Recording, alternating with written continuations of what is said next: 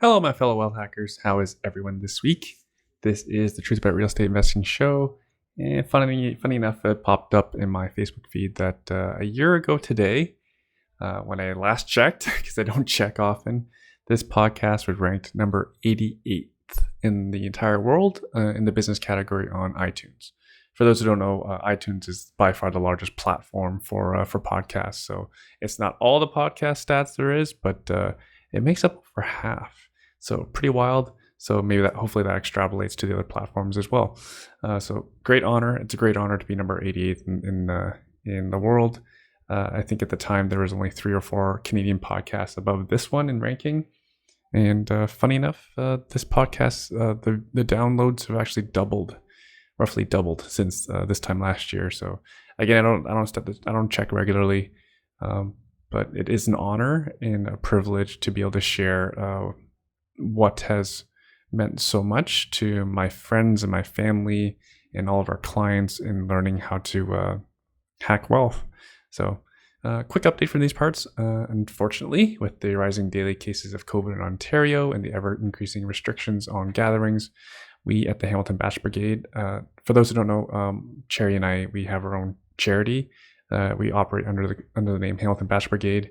We provide the most impoverished families in Hamilton food, clothes, gifts. We target the kids a lot. And not surprisingly, most of the parents actually ask us to invest mostly in the kids when we do our charity work. So anyways, regretfully, we will not be able to throw our birthday style party for the kids this Thanksgiving. I've regretfully had to inform both Superman and Wonder Woman that their attendance will not be necessary. So the most impoverished families, as identified by both the Hamilton Public and Catholic School Boards, they still need our support. Hence, we are still delivering gift cards to each family. Each family member we budget $100 per family member. So a family of like say 8 gets gift cards totaling $800. And I think we have somewhere between 30 to 40 families to support.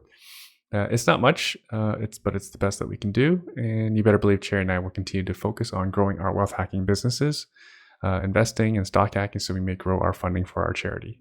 We don't just volunteer and raise money, but for 2020, Cherry and I are the number 1 donors, and we'll be looking to take over the number 1 donor spot in history very shortly. Shout out to Scott Dillingham and Matt Green for hanging on for the number 1 and 2 spots for so long and making us work for this number 1 spot. Practice makes perfect, right? Well, no. According to my daughter, I know that's the saying, but I think my daughter trapped me when she asked me, does practice make perfect? According to my daughter, she says no. She taught us the other night that practice makes progress. Practice makes perfect describes a finish line, but all you wealth hackers know there is no finish line. And there's actually no such thing as perfection. We strive to be the 1% better each day, or be better than the person we were yesterday, or the past week, or the past month, or the previous year, or any time before. If you don't believe me, did you know Tiger Woods, who he did a complete overhaul of his golf swing? He's actually done it several times in his career. The first time he did it as a professional was just a few months after winning. As a professional, just a few months after winning his. He was winning 1 in every 4 golf tournaments he entered, including winning the Golf Masters by 12 strokes. So he was completely dominant, and on his way to being the greatest ever. He was already when he played his first professional match. Many people already figured he will be the greatest of all time, and he is, in many people's opinion, the greatest of all time. Anyways, so that was the first of a couple times that the greatest golfer and one of the greatest athletes of all time would decide his historical dominance of the sport was not enough. He could always improve. It is truly fascinating to study the super successful. For example, I am asked quite regularly on the benefits of coaching. They're not asking me about being super successful. They're asking me because they know I have coaches. To continue with the Tiger Woods example, his first 2 coaches as a professional golfer are widely considered the number 1 and the number 2 coaches in the whole sport, right? So don't worry, folks. I'm not offering coaching. I know many people out there are offering coaching these days. Shout out to Quentin D'Souza for retiring from coaching. I take my work way too personally and prefer to be in more control and or sometimes I just completely lack control when it comes to my own golf game. Anyways, this week's guest is returning interviewee in Joel Arndt. When he was on last year, he out of the blue messaged me on Facebook Messenger, and he challenged me and my ability to make any investor successful. So I had him on the show to ask me our questions. I try to be as transparent as possible. Some time has passed since then, and I thought it'd be a good time to check in with him, check in with Joel on his progress. Full disclosure, Joel was a complete stranger to me last year when he reached out to me in February of 2019. Now Joel works with Cherry and I in our businesses, and like all employees of ours, we each teach them to be wealth hackers. We don't offer pensions, but we'll do our darndest to mentor each of them to become financially free. Here is our conversation that came from a simple question that I asked him. I asked Joel what he would do if he had $150,000 to invest. And we'll talk about real estate investing, and we also talk about what's providing him the cash flow these days. So if you're interested in real estate investing, go to www.infinitywealth.ca. There's lots of information there you can access for free, or if you want to come to any of our events, just stick in your name and email and hit subscribe, and you'll get on the invite for the next event. Also, we have Kayla Andrade as our next keynote speaker. If you don't know, I think everyone pretty much knows who she is. She's making a lot of waves in the news and in politics as well, as she is the founder of Ontario Landlord Watch, which is pretty much the most active. It's definitely one of the most active grassroots lobbyist groups for us landlords. Or if it's stock hacking that you're interested in, Joel obviously is passionate about the subject. You can go to www.stockhackeracademy.ca if you'd like more information. So without further ado, have you met Joel Arndt? What's keeping you busy these days, Joel? Just finished Stock Hacker Academy intro course number 2.0, number 2. That was definitely busy. And then making sure that all the students have all the information they need. I looked at a property yesterday. Mm-hmm. It was fun. Mm-hmm. And my own stock hacking. Tell me about the property. What city? Hamilton. Yeah. Okay. This was cool. I will drive by properties that I think need some attention. Kind of basic, I want to send them a letter. I want to buy your property. But I actually found out who owned the property and sent them a personal letter. And that was 6 months ago. Got the call yesterday. He's like, hey, you sent me a handwritten letter, and explained his story. So I went out, saw it. Definitely going to need some work, but not the worst property I've ever been in, but one of the more interesting ones. And yeah, I think there's some room here, depending on where the resale value comes back in. Cool. Let's paint a picture for the listener. What made you think this house needed attention? Oh, it just looked like crap outside. A buildup of weeds. You can see that the roof needed attention. Some of the fascia around, or whatever you call that, around the windows was rotting out. The brick is falling apart. It's just, it hasn't had attention. But what would you put the estimate at? And how much in dollars? How much work needed to be done? That's been tricky. Just on the outside. Oh, just on the outside. Because I imagine the inside's just as bad. Gosh, that's a tricky one because I'm not. First of all, I'm not the greatest at estimating rental costs, and second of all, because it's semis and they're duplexed semis, so. Legal non-conforming. Okay. He bought it that way in the 80s. Okay. So to redo I don't know. I couldn't give you a confident figure for the outside. Interesting. And the outside's going to pale in comparison to what the inside needs. Yeah, because probably all the mechanicals are problematic. That's actually the interesting part. He was starting to do work on. He was starting to rehab some of the units, and so. The top 2 units are vacant right now. One's completely gutted. The other is just neglected. And you saw them? Mm-hmm. Okay. I didn't see the one. One is tenanted, and I didn't see that one because he wasn't able to give her enough notice. Right. COVID times too. Yeah, exactly. And her side of the lot is tidier than his side of the lot. So, Oh, she's a good tenant, it seems. sounds like, yeah. And he said he updated the unit before she moved in 3 years ago. So it's an assumption that needs to be verified, but her unit's probably the best one out of all. Interesting. If I had to guess. So you said one's gutted. Yep. So electrical's been almost completely redone. So 200 amp panels for both sides. Oh, good. One side has 3 meters. The other side only has 1 meter, but the third meter's for the basement for shared laundry. You reparged it's a wet basement, old stone foundation. Definitely some pump and it was actually the one side, some pit was full of water. So he had to turn the valve had stuck. So he had to turn it on, but it's all fairly recent work, like within the last few years. So that's good. Yeah, exactly. There's stuff that probably doesn't have to be done, but the biggest problem will be water damage. The roof over the one side is pretty much done. It's going to need to be replaced. And so water's getting down between the units. So if it wasn't for that, this would be a home run. That's where my worry is. Yeah. There's mold. There's obvious water damage in all the units, including the main floor ones. So right. It's gone through the roof, through the second floor unit, down to the basement, down to the main floor unit. So interesting. That's the biggest worry, and that'll be the negotiating point. And otherwise, it's just units exactly what you want because they're blank canvas. Right. Well, the fact that he has significant water damage through the roof would lead me to believe that no bank is going to touch this. Yeah. So then automatically he's eliminated a large number of potential buyers out there. That's a good point. And he's going to scare a lot of people away. And everything's going to be difficult because if there's mold, then it's going to be cautionary to show it. Everyone wears masks these days anyways. May want to upgrade to an N95 if there's obvious mold. Yeah. It's funny because before COVID, we didn't do these things. We didn't wear masks.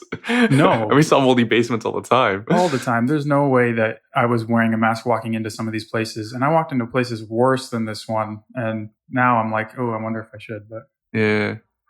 Now that masks are readily available, I think I will be wearing a mask more often. I've seen I've gone into attics with vermiculite, asbestos, and I've seen lots of basements with lots of asbestos and lots of mold, including my own properties. Fascinating stuff. And also, just want to highlight: you mentioned one side had 3 panels, so that's a very positive sign that it's legal, because the hydro company, at least these days, they won't install that unless you can prove legal use.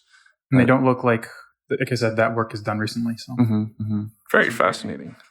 And then, what's your intention with this? Because of the amount of work that needs to be done, it means a lot of cash outlay. Yeah, you have lots of cash. You can take this on, right? So it'll probably be a wholesale deal. That, for me personally, that'd be the best bet, unless there's someone who I wouldn't mind managing it and just walking through the reno process and stuff like that. If someone just wants to be the money partner, but they have to know what they're getting into, and I'd have to, because this is going to have problems we don't see. Yeah. I need someone who's comfortable with that risk. Yeah. That's no big deal. You just have one of our contractors go quote it. Yeah. Right? And you have a pretty good idea. Of course, if he's done some electrical, you have to check the plumbing. I don't think any of that will be that hard. I don't think it'll be that hard either. He has 3/4-inch mains coming into both units, and some of the stacks were redone too. So sewage stacks. Did this owner upgrade the water supply? Yeah. Oh, good. Okay, so for listener doesn't understand, the standard size is 1/4 inch, and it's usually lead for this age of home. Yeah, definitely. Yeah, for that age of home, for sure. Yeah. How old do you think the house is? It's got to be 100 years old. Can you give the major intersection for those who are hardcore on Hamilton? Yep, Gage and King. Oh, okay. Gage and King. Oh, popular area. Yeah, it's right. It's sloping. It's an irregular sized lot. It's a deep lot too, 130 plus feet, and so it's right by the tracks that go over King, just after King splits from Maine there. Very cool. Very cool. And I know there's a lot. This is early. You only had one conversation with the gentleman. Some questions I'm sure the listener will have is, how did you find their information in order to follow up with them? Of course, if it's illegal, then don't share it. For example, we've had past people just share that they ask the existing tenants if they see them outside. They just ask them how to get in hold of the landlord. I did it the hard way. I went to City Hall, looked up the public tax records, and you went physically? Yeah. Oh, okay. This was, Oh, right, 6 months ago. Yeah, this would have been this actually. Now that I'm thinking about it, like this was before COVID. Okay. Yeah, because I don't think you can do this these days. He must have gotten that letter longer than 6 months ago. I didn't even think about that. He had to have been sitting on that for a while now. I'm going to have to look at my notes because I keep track of all the letters I send out. So I'll have to look at when I actually send it to him. Fascinating. Yeah, very. I caught you in a lie, Joel. I caught you in a lie. There you go. Yeah, so I just went to City Hall. I had the address, go to City Hall, ask them for the tax roll assessment books. I hand you a massive binder. If, quick hot tip, get the tax roll yourself. And so then they don't have to look it up and it's a lot quicker. Otherwise, you sit there forever waiting for it, which I don't even know if they do that now. I was in City Hall for other reasons the other day and the windows are crazy. There's not even space to open up the size of binder that they have. So that, I don't even know if I'd want to go in and try that right now, but. Right. Yeah. So by getting the tax roll number, you mean just going to the city's website? Yep. Plug in the address? Yep. Yeah. Plug in the address. They'll give you the tax roll number and the assessed value, and that which isn't really a thing, but it's MCAP. It's MCAP. MPAC. Yeah. And then, although it is handy to know what they're paying in taxes. I don't remember what his was. Yeah. So you just give them the tax roll number.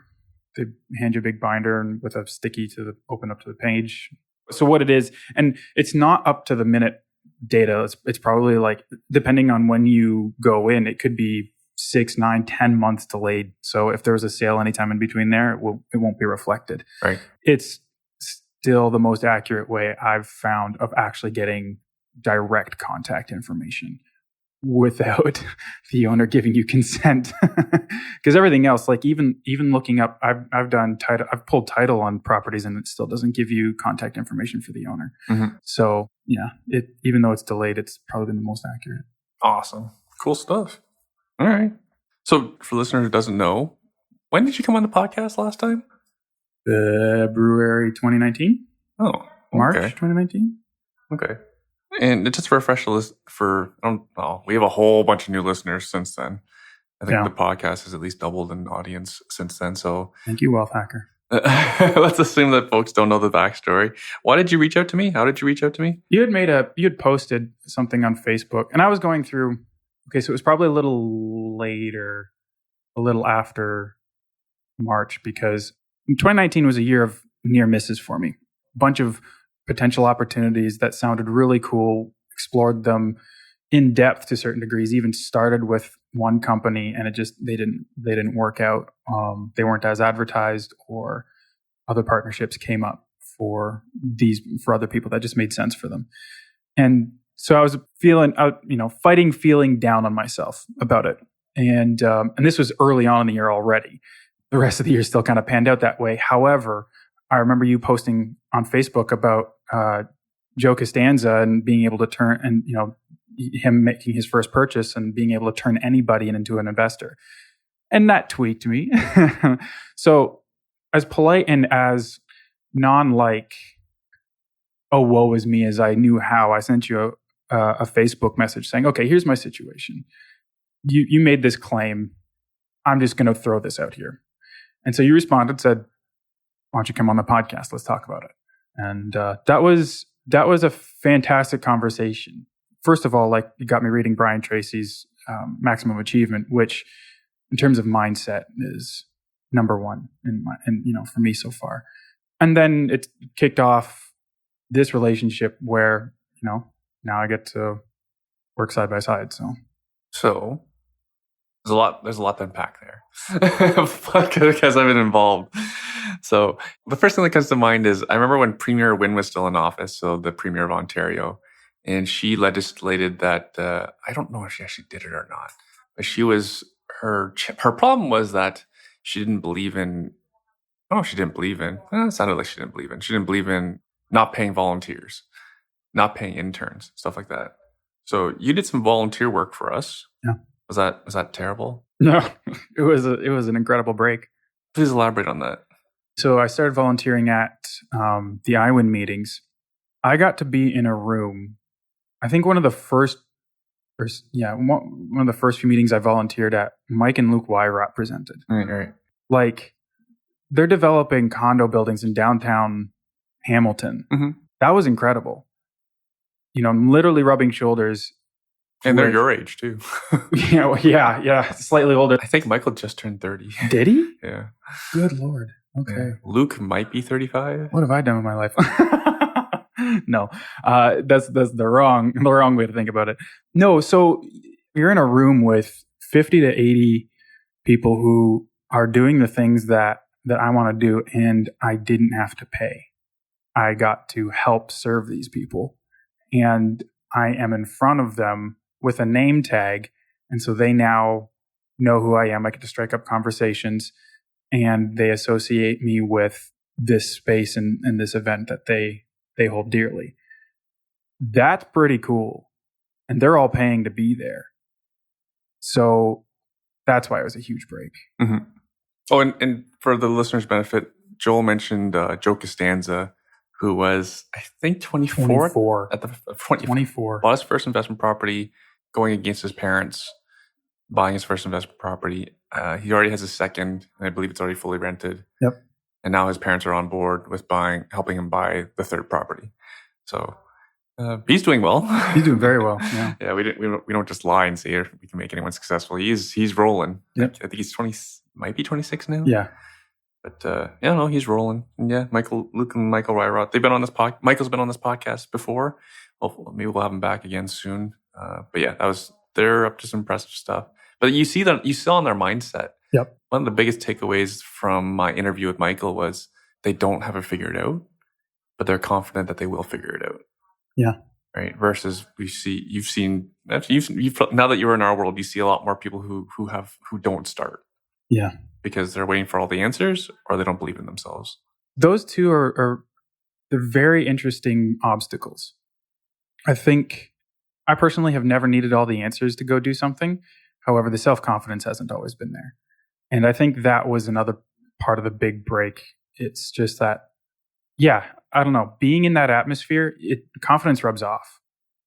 And I think that's definitely something that was afforded to me, just being in those early Iwin meetings. Mm-hmm, mm-hmm. So you've had some previous real estate education. Yep. That was not cheap. Not cheap. Before you ever met me. Yep. So if anyone thinks my stuff's expensive, without naming names, can you let the listener know what type of real estate education you were doing before we ever met? Yeah, private courses. It was. I didn't get the mentorship package. You could have got a mentorship package, but I read Rich Dad Poor Dad, and I was like, I need to get into real estate.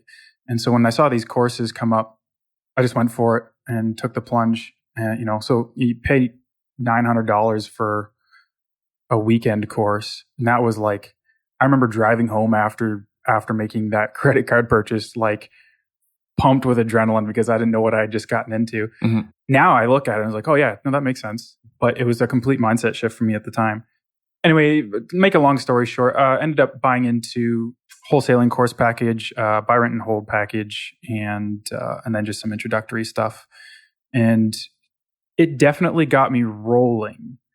I don't know if it was necessary after, being introduced to these. They make it look like they're the only ones that can give you the information. I think that's the only beef I have with the courses. Otherwise, I'm completely grateful for them. Paying the money I paid lit a fire under my butt and got me going and gave me drive. Mm-hmm. I had skin in the game. I had to do something now that I'd put all this money into it. So I'm grateful. Mm-hmm. The information is out there. If someone has drive and low risk tolerance or high risk tolerance, they can figure it out. However, if you can I think the best way to go about it is if you can get in with a group of people mm-hmm. who have already done this, and you compensate instead of paying like out the wazoo for the courses, get your own education, but complement that with people who have already done it. Mm-hmm. And I think that's the probably the most cost efficient and effective way to mm-hmm. get your education. Mm-hmm. What I have observed is, I think people know on this show, I've talked a lot about coaching and stuff like that. For a lot of these courses, I can hire one of the top Canadian coaches there is. Yeah. Many of the top coaches in Canada are about 10,000 for a year, Canadian dollars, and it's local. And it's local, yeah. And it's local, and it's local. And these guys are killers. I say that as a compliment. Yeah. These guys are killers, and they produce killers. Right? Several uber super successful coaching clients. I know because I've referred many of my clients to these people, and they still remain my clients, and I see their progress. Many of them achieve their goals in terms of usually giving up a day job, or they give up a previous work commitment. Like, for example, I have contractor friends who, when they made the switch, they stopped doing contracting for clients. Now they became their only client, right? Them and their joint venture partners. But yeah, just from my experience. Because a lot of stuff is really expensive out there. And again, just like you said, though, like a lot of people are really grateful for that experience. Just like any investment, though, I think it has to be a return. And I think you can get a higher return if you just hire one of these top end coaches. And you get the accountability and the push. And this is something that I've really seen before. I wouldn't have gone for that. It's all about the self-driven, learn and do it yourself kind of thing. And since working with you and seeing how you and Cherry operate, and the rest of the team for that matter, coaching, it's not just about the information. It's about motivation to carry through, right? And so what's a coach on any sports team or any athlete going to do? They're going to push them to the next level, and they're going to be able to point out the weaknesses, not just to condemn them and get down on them, but to help them build up in those areas. And so that, it's performance oriented, but it's for a reason, right? For a purpose. So whereas 2 years ago, even the idea of buying a course was a shift. Now, like, it's gone so far now where in my personal life. So personally, I love singing. I love music. I'm looking for a vocal coach. It's just, I'm not going to mess around when I know that I can get better with someone who knows what they're doing and can help me in the areas that I'm weak. So cool. My friend Mary Clements teaches singing. You know Mary, don't you? I believe so. Charles Waugh's wife? Yeah, absolutely. Yeah. Fantastic. I didn't realize it was her last name. Yeah, she didn't take on Charles's last name. Good for her. Not that it matters. So can you talk to your experience in applying the early education that you got, the early real estate education you got? Dove in, went for it. Within 6 months, got my first wholesale deal. Before you got in there, what did you do? Yep. What was the investment of money and time? That's a very good question. Let's not just talk about the wins. Let's talk about how you earned it. What didn't get me there? Anyway, what didn't get me there was I was up at 3 o'clock, 3:30 some mornings putting up bandit signs on Hamilton Mountain. That didn't get me anywhere, but it got me moving. Explain this to the listener what a bandit sign is. It's called a bandit sign because it's technically illegal by bylaw. Shouldn't be doing that. I don't anymore. But they're plastic signs, those vinyl plastic signs you see on telephone poles or at stop signs that say we buy houses for cash fast. Here's a phone number. I got calls, but none of it came through to anything. If there had been some consistency, maybe, but I ramped up the bandit signs in the summer. So that was the summer of 2018. I ramped up the bandit signs in the summer of 2019. Even did it with a partner, and we did a lot. And we hit different markets, and all we got were calls from cities saying, if you don't take your bandit signs down, we're going to charge you $150 a piece. And we put up hundreds. The unfortunate part of the bandit sign strategy is that it's been taught for a long time. So many people have done it before you, and irked enough neighbors that it got on the radar of the city. Yeah, and you end up becoming a nuisance. And so anytime your name shows up in the mailbox accompanied with the bandit signs, there's already a negative connotation or a negative impression in people that you have to work through to get over. So, it's not the impression I want to make. So, but what it did do was it got me up early in the morning, got me out doing something, putting money into my own marketing. The next piece of marketing that I was doing was just driving for dollars. This is where, and trying to figure out ways, all the education that comes out of the States, it's so easy to find out who owns the house in the States. So easy. Privacy is just non-existent in the States. We are so protective of our privacy, which as an individual, I like that. as a business person. It would be nicer if there were a few less restrictions, but make it easier to market to people. But it is what it is. And so you got to figure out ways to get around. And that's what I figured out. Oh, I can go to City Hall and find, tax records.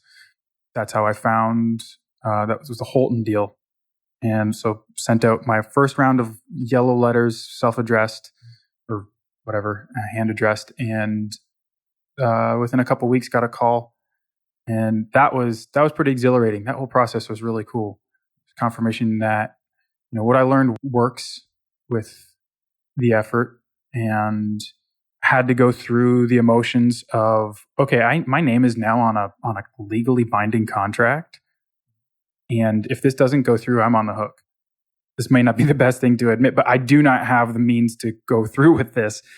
The deal's perfectly closed and everybody's happy, so I don't think it matters. But that was the case. Like, I had to figure out a way to get into real estate without having any money. I had no savings at the time. I was a barista. I was supporting my wife and at the time 2-year-old little girl. And, that's tough to do on a barista's wage. And you were the sole income earner? Yeah. All right. Yeah. And so I needed something, and I wanted to invest in I wanted a future. I wanted a solid financial future. And I saw that real estate could provide that. It didn't necessarily have to be real estate, but I like doing deals. I like the idea of negotiating a deal, of coming to terms, of finding win-wins, finding solutions, and putting an asset in someone's hands. And so being able to actually follow through with that, even when I didn't have the means to necessarily close on it, was completely eye-opening. There were all these rules that are preached in society, for good measure, like have a down payment, be able to qualify. It's so much easier, so much less stress, for sure. But going through the emotions of not being, of being on title and having to find a buyer, and then finally finding a buyer, but that's still not necessarily finding someone to sign the contract to you, but that's still not necessarily being the end. Have to learn how to navigate the anxiety of that. What happens if this doesn't work out? Well, don't think like that. It's going to work. Make it work. Figure it out. And that was a huge piece too.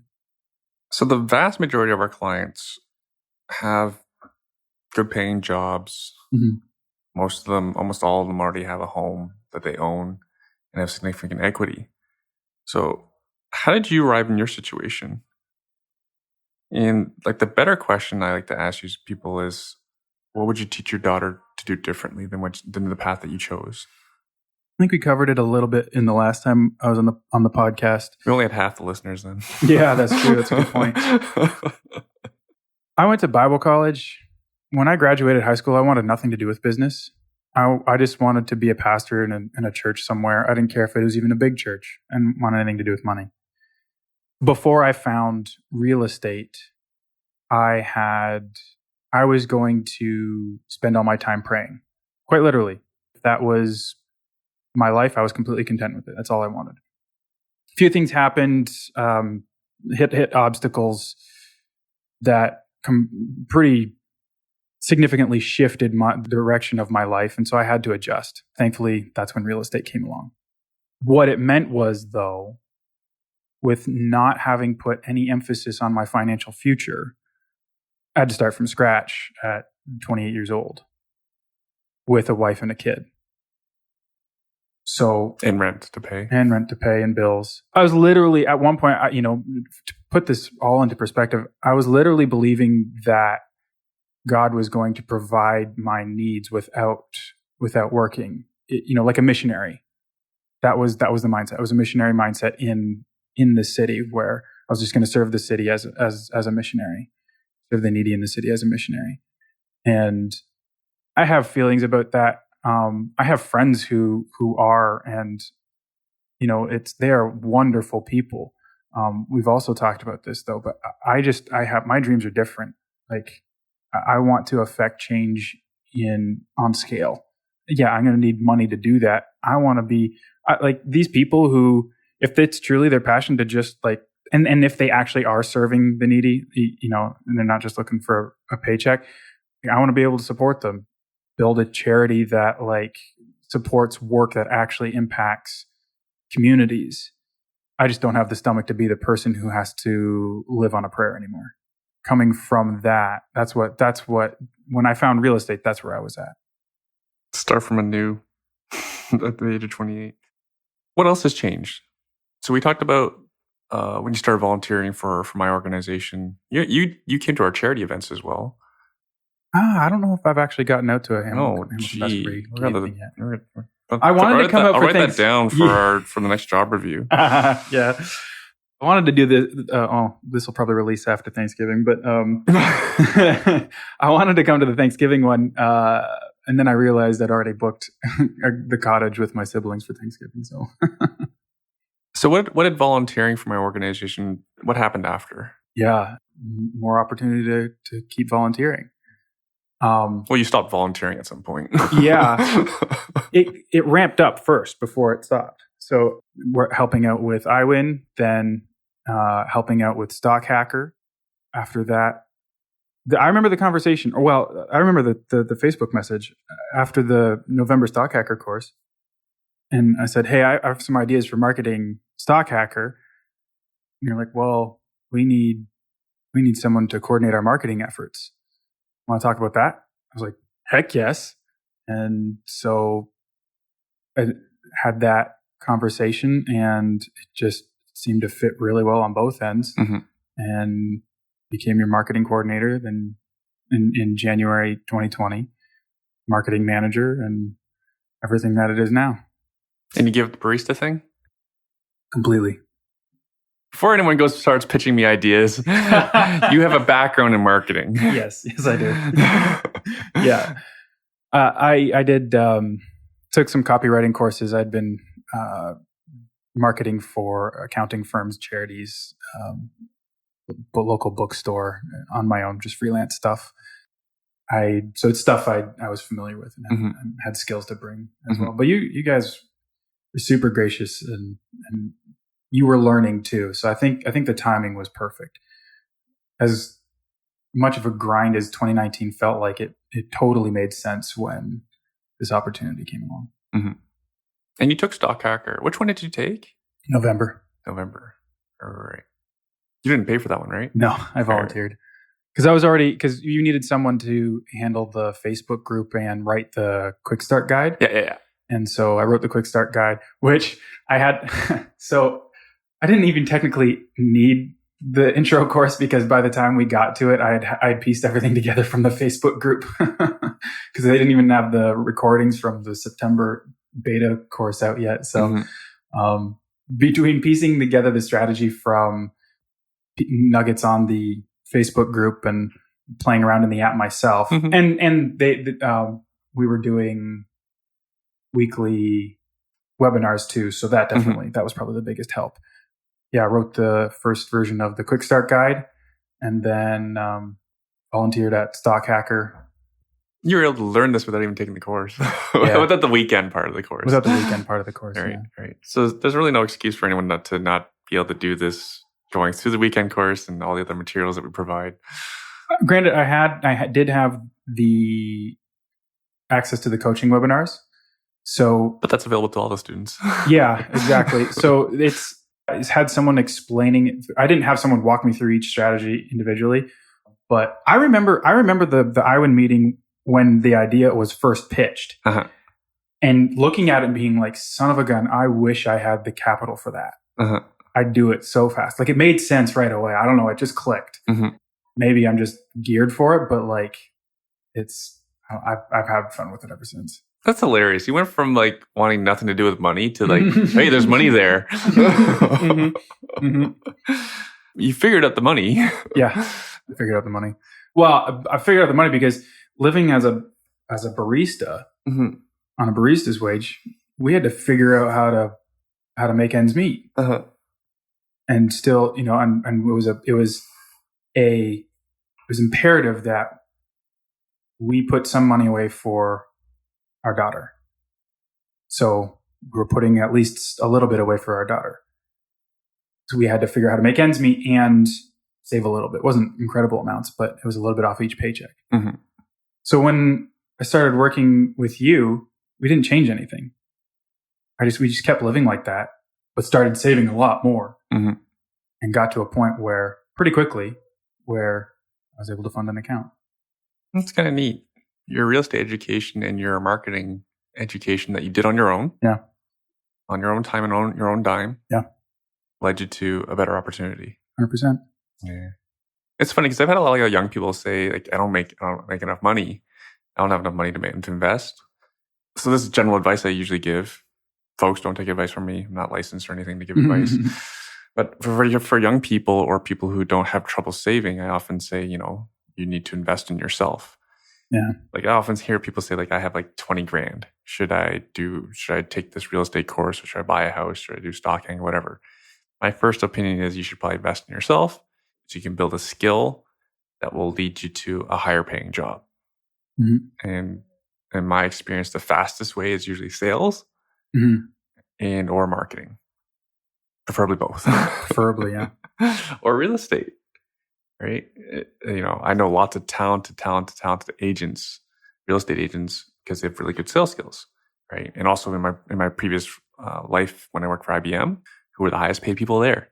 The salespeople, right? So maybe that's a skill that people need to work on. And we're going to have Grant Cardone Canada on the podcast soon enough to talk about that as well. Yeah. Corey Leaf is a friend, cool guy, and he's like your age, and he makes an absurd amount of money because he's ridiculously good at sales and teaching sales to people, and then they've grown a significant sales organization. So I'll be excited to have that on because again, a lot of people have trouble with the income side first. Yes, even though most people listening to this are trying to get out of a job, there are some people listening to this who need honestly a better job. Yeah. And even if you work for yourself, I consider that a job. So just use that as one term. So you mentioned stock hacking. You like it. I love it. So actually, before I get to that, I posed you the question, what would you do if you had $150,000? Oh, yeah. Because over lunch, we talk about real estate investing. We talk about stock hacking. We talk about generally wealth hacking, family, stuff like that. So I don't even know why I asked you that question originally, but I just threw it at you. What would you do with $150,000?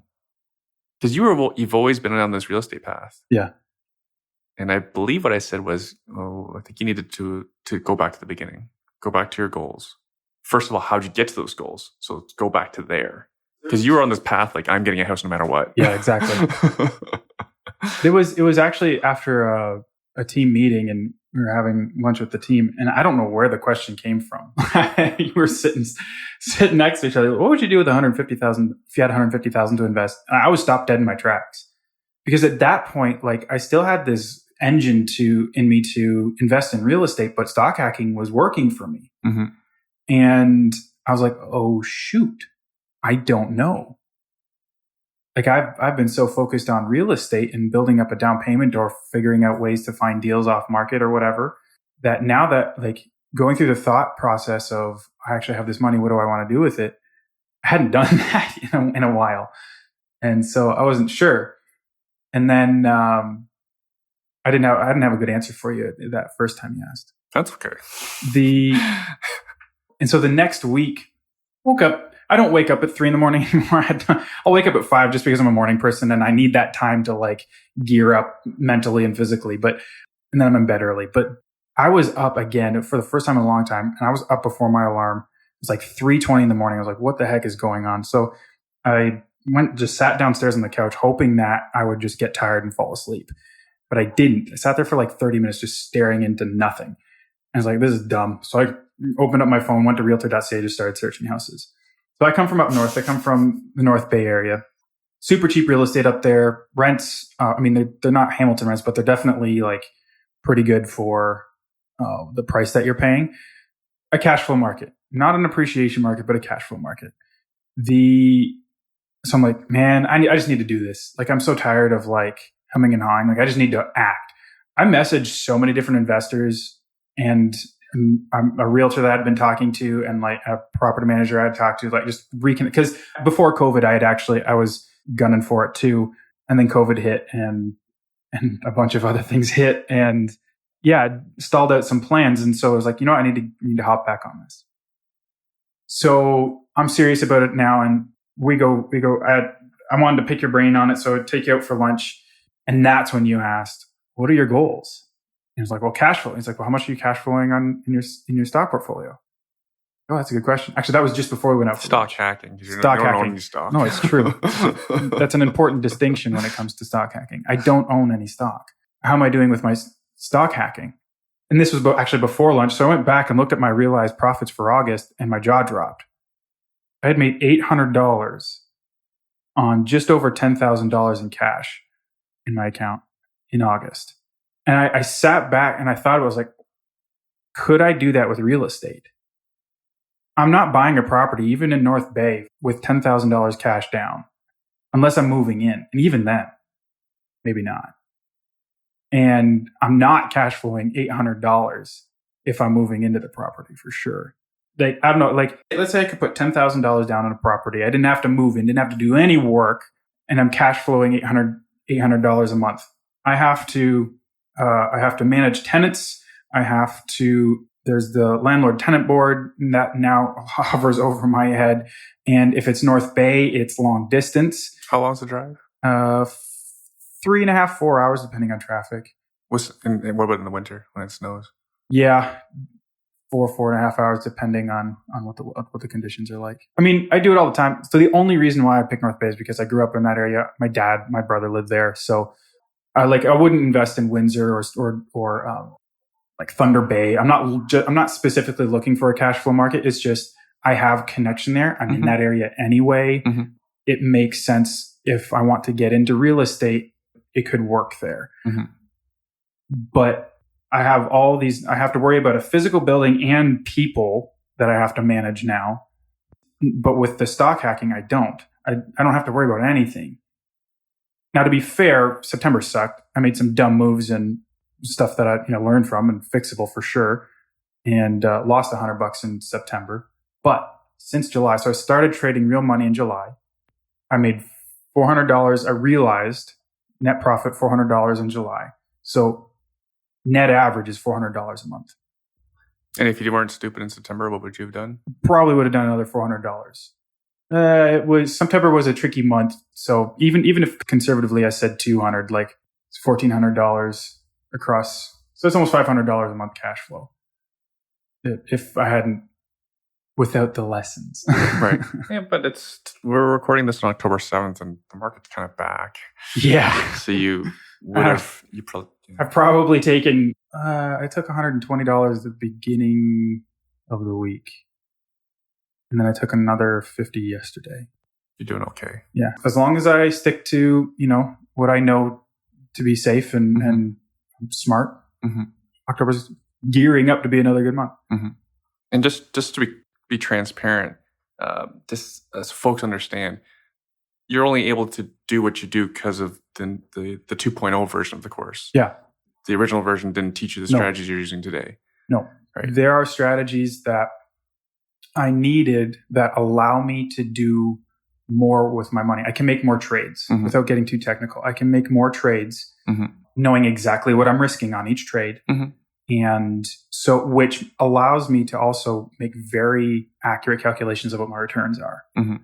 Whereas with the first version, although the first version unpacked the basics, my momentum wouldn't have been as good. I wouldn't have been able to, I definitely wouldn't have achieved $400 in that first month. Right. Because before we were recording, we were talking about someone we're trying to help out who took the original version, who's now able to cover the interest on the money. Right. So we're going to try to help her out. Yeah. Get her to use the more intermediate strategies that were taught in the 2.0 version so that she can get back to stock hacking, hopefully replicate your results. And it's a bit of a learning curve, especially, when dealing with the technology. There's no denying that. I had my frustrations. Oh, no, but she's already fine, though. Yeah, for sure. It's just taking the next step. For sure. I think she's going to fly. Like, I think once she grasps this, it's going to she's going to be loving it. I don't know her personally. I just had a couple of conversations with her since. But she's lovely. Yeah, I've heard her on I think I met her at one of the iWin meetings, but hearing her on the podcast and anyway, I don't want to go into too much of that, but like she's going to love this. But for anybody else out there, like especially like any students who are particularly listening right now and there might be frustrations with the app, or anybody who ever just looked at this and it's like, oh, that's too complicated. It's really not. Like, it's a system like anything else. Like, I think trying to figure out real estate contracts was more complicated than this, especially because as much as Ontario Real Estate Association has their copyright on what a real estate contract is, there is no black and white as to what has to be in a real estate contract. And once you realize that, it's like wide open all of a sudden, which is cool and freaking nerve-wracking because you're not sure what has to be in there. Like, you're not sure what's going to cover your butt. You're not sure what you're exposing yourself to. There's way more risk involved with real estate.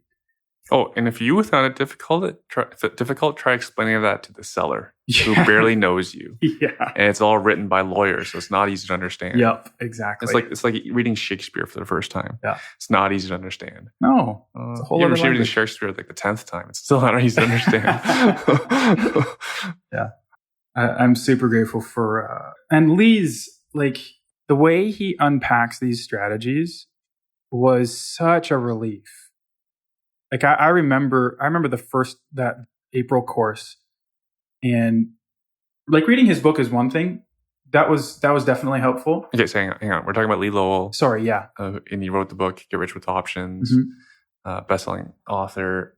For any Canadian who's listening, it's actually hard to get a copy of his book. Yeah. It's really popular, but anyone can get it on a Kindle. Please don't try the audio version. I don't understand people can read charts and graphs. Yeah, you really on the audio need to version. see this stuff. Worst case, Kindle it. I don't even know if you can print Kindles. Can you print Kindles? I don't know. I've never tried. Me neither. I have a Kindle, so or I read it if I want to see and I'll use the app on my computer to view it. Sorry, I cut you off. Go ahead. No, that's fine. That's good clarification. Lee Lowell, fantastic teacher. Right. And April was April 2020, which was the first time we delivered the Stock Hacker all new 2.0 version. 2.0, right. With Lee Lowell. Yep. All right, go. That first course helped me clarify so much stuff. So I was trading paper. At that point, it really was just a game for me. I'm in the app. I've been trading since November with fake money, just playing around, having fun, semi-seriously, trying to emulate how I would actually trade with real money, but also making moves that I'm unsure about and that I want to see what happens. Okay, if I do this in this kind of market, what happens? So that was excellent learning, but it's still, there's so much information that you just don't have. And so you don't have a grid or a framework to interpret the information that's coming at you. Then Lee Lowell teaches the April course, and it just binds it all together with a common thread or a few common threads. And it made it a lot easier. And it's what enabled me to do the particulars. It's called spreads, but I won't dive into detail. It's what enabled me to confidently do spreads. And so when I finally funded my account and I could practice now and understand what was happening in the app and how they responded to the markets. And when I finally funded my account in July, my first trade was actually a put, but I think it was a put on AMD, but it was cheaper then. Yeah, it was. And it worked out great. I forget what I actually took on it, but the next, it was all spreads for the most part. I still do puts every now and then. I like the liquidity, so they move faster. They're a little easier to get in and out of, but for efficiency's sake, it's been mostly spreads. Now, was I ever negative on doing real estate? I just want to clarify that. I don't think so. No, never negative. It's always just a question of what's the best option. What's going to actually carry you to, your literal question, well, what are your goals? What are your financial goals? What's going to get you there? So it's just a reevaluating with the information you have, because that information changed. Do you remember what my advice to you around real estate was? I don't know if you specifically said do this or do that, but what you said led me to, you did. You said, like, where's the appreciation and where's the demand? And it's so weird because, like, especially after taking the real estate courses, like, don't invest for appreciation. And now I'm like, I see, like, if I can cash flow better with stock hacking, and I'm not investing in real estate specifically to cash flow, then yeah, 100%. I'm going to invest for appreciation, but not banking on it. I want to invest in real estate as a store of value. So as I make money, as I get better in my sales and marketing skills, as I do, more deals, it's building my financial muscles and my bank account, building my stock hacking portfolio and bank account. I'm going to need somewhere to put that money so that inflation doesn't eat away at it. And at this point in time in history, real estate's the best way to do that.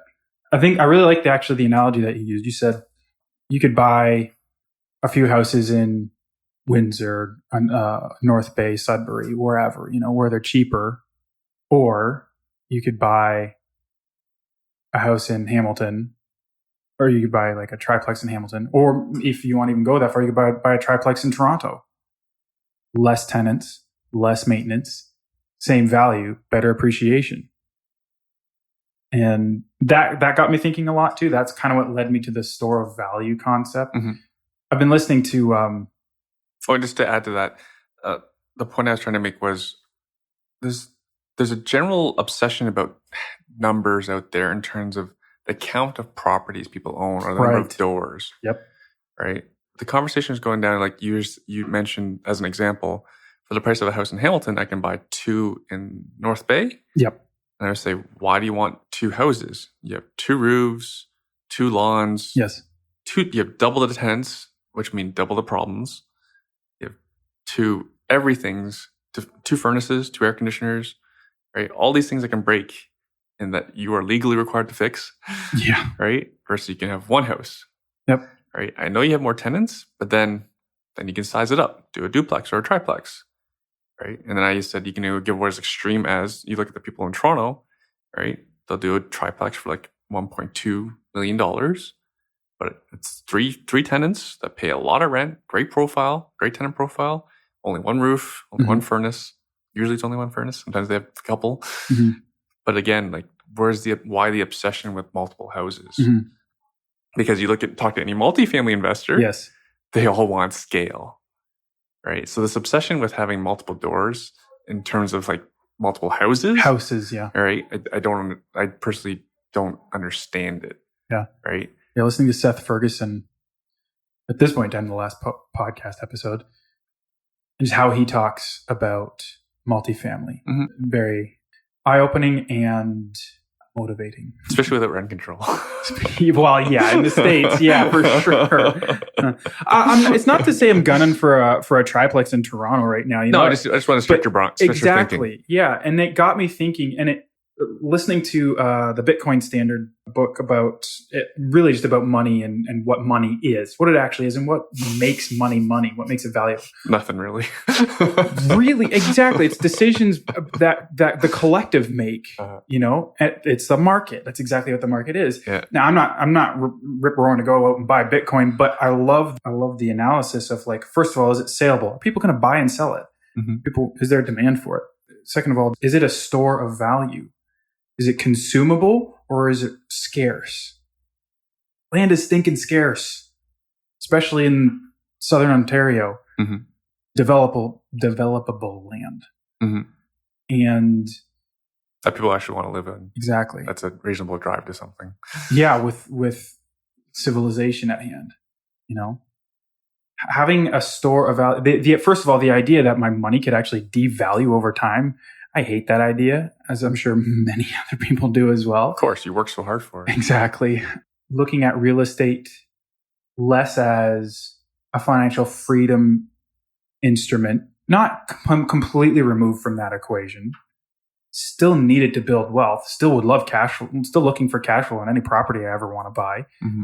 It's a part of what makes it a safe investment, but leaning less on real estate as that particular vehicle to financial security.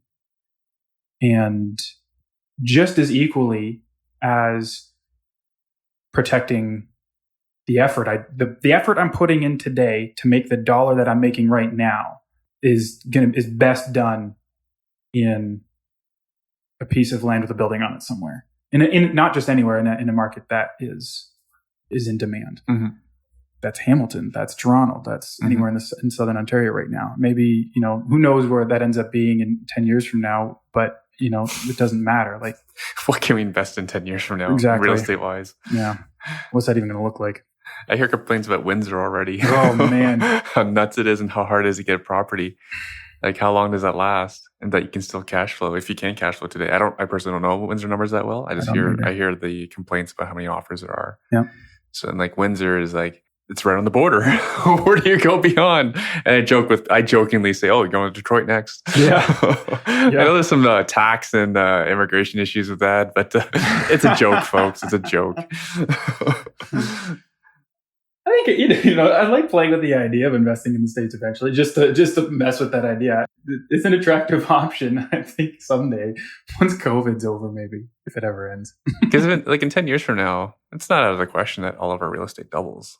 100%. So then, how do you make that cash flow? Well, when I started taking the real estate courses, statistic was generally the value of your house in any typical market is going to double every 12 years. I think that's quicker now. Well, it's definitely been quicker in the past 5 years. Yeah. But I wonder if that pace has permanently sped up. I can't say it permanently. But even still, like, I think the point is that a dollar doesn't buy the same as it did 10 years ago, and it won't be the same a year from now. Yeah. And we all got into real estate for the cash flow. Yeah. So what do we do as it keeps dwindling? As that each property we have to put more money into. Mm-hmm. And before we start recording, we're talking about, duplex strategy, right? Yeah. To buy the house, it's usually at least $100,000 for the down payment at least. And then the renovation is going to cost at least $100,000 and take some time. You're going to have some carrying costs and all those sorts of things to try and cash flow $500 to $1,000, right? And then I see your success, stock hacking, and I see all of our students. Yeah. Because I know what you're capable of, because I see what all the other students are doing. Mm-hmm. That's what they tell me. I see what I do myself. But it's all possible. Mm-hmm. So, do you have an answer? What are you going to do if you have 150,000? I don't even know why I came up with that number. Yeah, I don't know either. For now, it would be, I think I would put it into an account, because I could probably make enough money to not have to worry about working on 150. Oh, that's not a good idea. Then. Everyone's like, no, don't do that. No. We kind of need you to stay managing around here.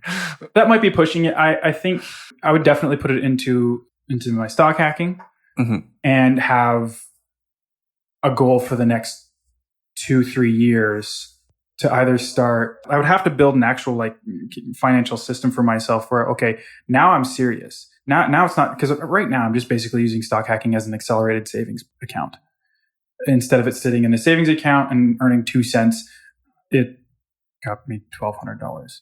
So from that, the mindset shifts to, okay, now it needs to be actually funneled into something. So I need to grow it to a certain number so that I can buy this kind of property that performs in this way, and then create my own system where I can start doing that over and over again. I actually think that's the future for real estate investing. Yeah. Because again, we all do this for the cash flow. I think I have some gold and I have some silver. I don't have any cryptocurrency, mm-hmm. but I want cash flow, mm-hmm.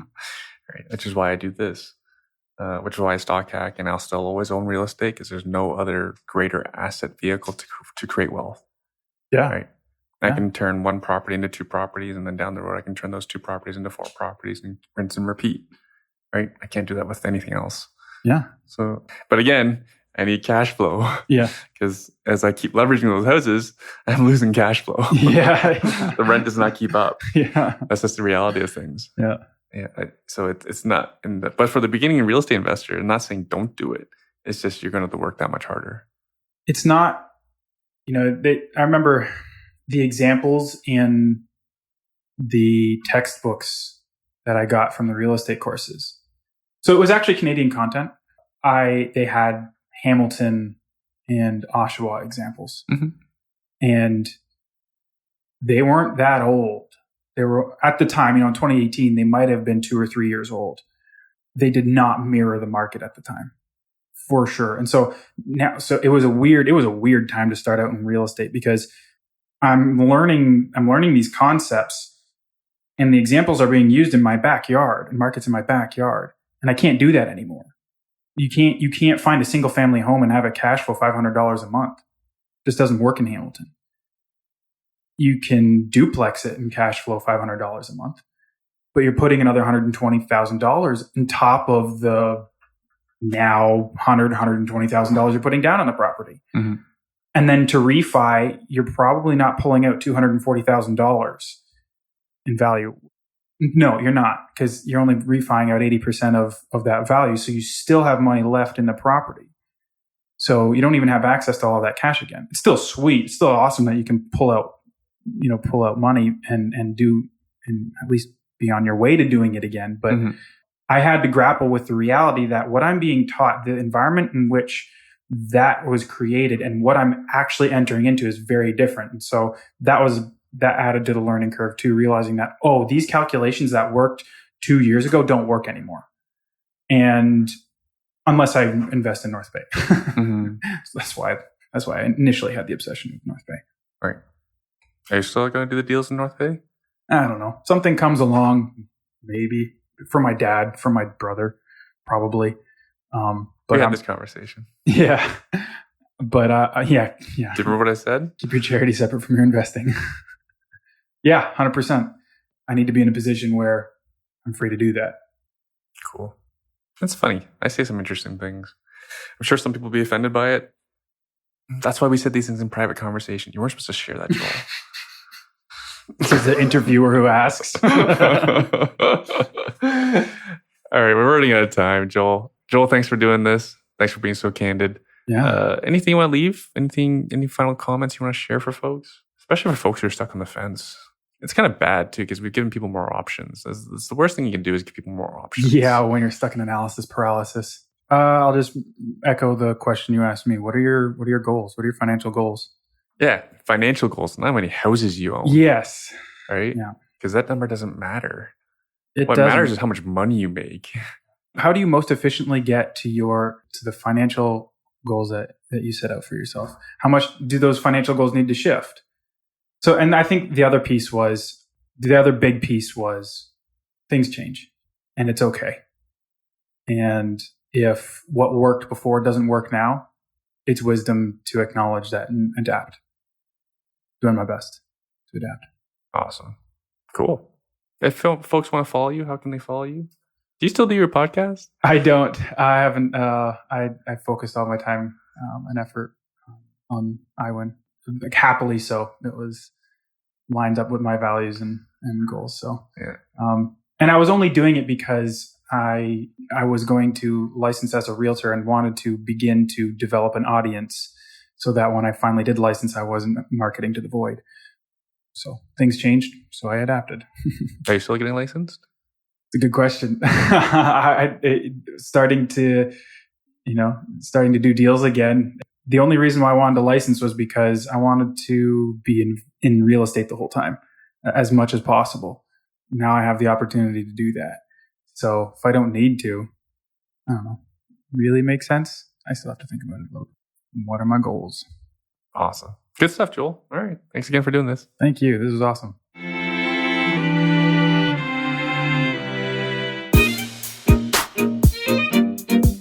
Before you go, if you're interested in being a successful real estate investor like those who have been featured on this podcast and our hundreds of successful clients, please let us know. It is our honor to give back and educate others on how we ourselves build cash flowing real estate portfolios using all the best practices shared on this podcast, from the lessons of our hundreds of clients, and of course, our own experience in owning investment real estate.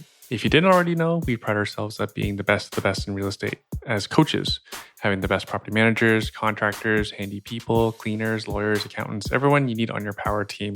We're happy to share them with our clients to ensure your success. New investors or seasoned investors alike, we can help anyone by providing our award-winning coaching services. And this isn't all talk. We have been awarded Realtor of the Year to investors in 2015 by the Real Estate Investment Network, 2016 by the Canadian Real Estate Wealth Magazine, and again in 2017 because no one told the judges no one is supposed to win the award twice. But on merit, our peers deemed us to be the best. And again in 2018, we again won the same award by the Real Estate Investment Network. So 4 years in a row, we collected that award, and it'll never happen again. We will be the only team to ever win these awards, collect this number of awards, because Canadian Real Estate Wealth Magazine doesn't give out awards anymore. Hopefully, being the most decorated team of realtors in Ontario will make you consider us for your next or first real estate investment. Even if you don't invest in our areas, there's a good chance I know who would be ideal for you. I've been around for a while. It's a very small community. Everybody knows everybody. There are some realtors who are talented at servicing investors, and there are a great many with great ethics. Unfortunately, the intersection of the two, talent and ethics, is actually very limited to only a handful in each city or town. Only work with the best of the best is what my father always taught me. If you're interested, drop us an email at iwin@infinitywealth.ca. That's IWIN at infinitywealth.ca. Hope to meet you at one of our future meetups soon. Again, that's iwin@infinitywealth.ca. That's our email address. All right. Hope to see you soon.